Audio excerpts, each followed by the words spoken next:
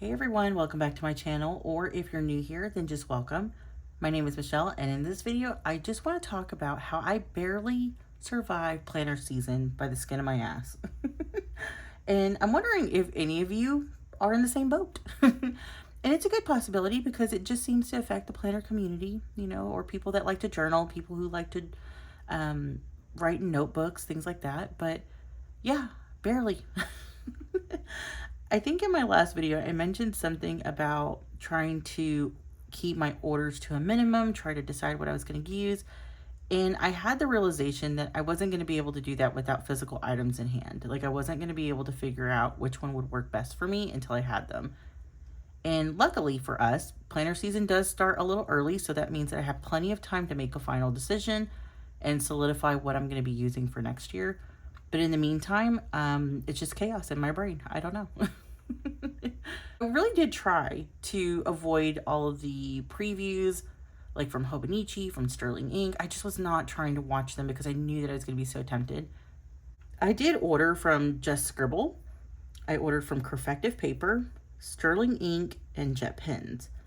And as of this moment, I've only received one thing. Once I get everything in hand, I may do a video on all of those items and just kind of try to figure out what I'm going to use. But for right now, and I do apologize for the crinkle, but for right now, all I've received is this A6 Midori Hibino. So that's all I've gotten. Oh, there's a sticky note here. But this is all I've gotten so far. I may do an unboxing, unpackaging, whatever you want to call it, if you guys are interested in that. But for the time being, I'm going to set that off to the side. I did have a couple different options from Sterling Ink as far as rings go. I did order personal rings as well as A5. I'm not sure where I'm going with that, but we'll see. I think because I am experimenting with different sizes outside of this pocket common planner, just to kind of see what's working, what's not, what I'm more interested in. Am I going to be able to journal? Am I going to be able to write different notes? I am going to be starting university again in the spring. Really trying to put that in my decision making as well, because I don't know what I'm going to need as far as university goes. Okay. I haven't been in any university courses in quite some time, so I'm not really sure how it'll work this go round, but we'll see. I had a little bit of difficulty trying to figure out what size to go with.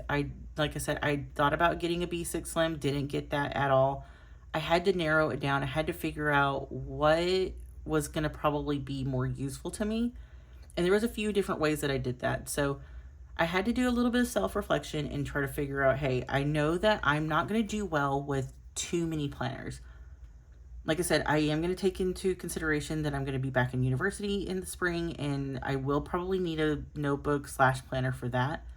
So I do know that a larger planner might be better for mapping out ideas, mapping out notes, and smaller planners might be better for on the go, just writing down quick notes and things like that. So I did make sure to include some of those as options. I also needed to really be a little nicer to myself and thinking, okay, it is still 2025. I don't really need anything for 2026. I still have plenty of time. I can make a decision, and it doesn't need to be rushed. So I can take my time thinking about these things. I also wanted to take cost into consideration. And let's be real, a lot of our money is buying less and less these days. And regardless of what your political beliefs are or whether or not you think that that's true, I really feel like a lot of people are struggling with that. So I would like to be more intentional with my purchase. I would like to make sure that I'm not going to be hopping around in different planners if I can avoid it, and make sure that when I buy something, I'm going to use it. So I'm taking that into consideration as well. And I did whenever Hobonichi was launching all of their previews, and that was mainly because I was like, I don't need anything, even though I was really tempted. The only thing that I ended up needing was probably like a Hobonichi English version. I think it's like the original Techo or just the Techo, English Techo, if you will. I don't know. And I've bought those multiple times throughout the years, and I think really at this point it would just really be for my son-in-law. And he's like the only person in my family that has like a planner that he uses every year, and that's one of them. So every year I buy him one. Another thing as far as cost goes is that I was really trying to work with what I have, and that meant various different planner covers. I've actually gotten into a little bit of a side hobby of making a couple different planners for myself, but nothing too extreme. I am nowhere near as talented as some of these leather working shops, but I have made a couple of covers for myself. Like, you know what? I can do this if I get some kind of a planner that I don't have a cover for, and I will be perfectly fine with it. Another way that I actually did narrow it down was I am a planner. I'm an organized person. Why not make a wish list? On the wish list, I went ahead and included different various factors so that would kind of influence my decision a little bit. Does it have cream paper? Does it have numbered pages? Does it have Tomoe River paper? Is it a flexible cover? Is it a hard cover? All of those things that either not necessarily were like a must have, but things that I do like.